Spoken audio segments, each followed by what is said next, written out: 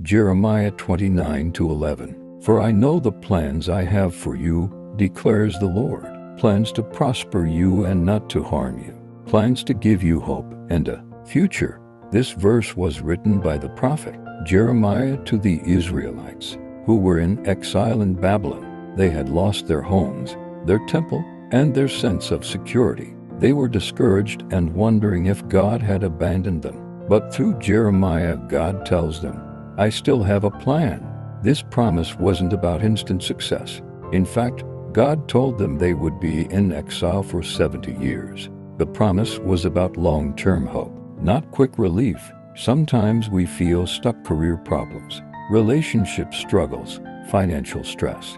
Jeremiah 29:11 reminds us that God sees beyond our present pain. Trust doesn't remove difficulty, but it gives us peace. Psalm 23:1. The Lord is my shepherd, I shall not want. Psalm 23 was written by King David. Before he became king, David was a shepherd. He understood what sheep needed: protection, guidance, and constant care. When David says, the Lord is my shepherd, he's declaring total dependence on God.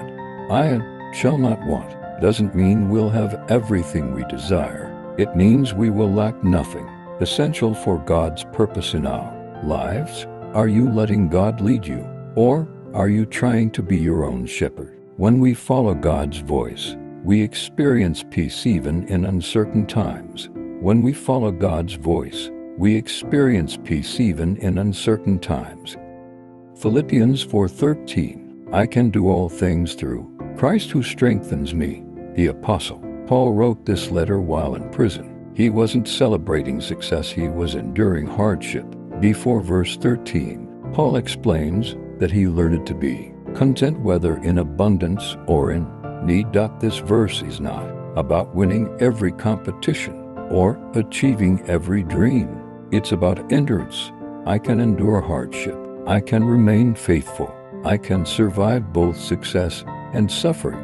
The strength comes from Christ, not from ourselves. Where do you need Christ's strength today? In stress, in temptation, in uncertainty. True strength is dependence on Jesus. If you believe Christ is your strength, comment through Christ.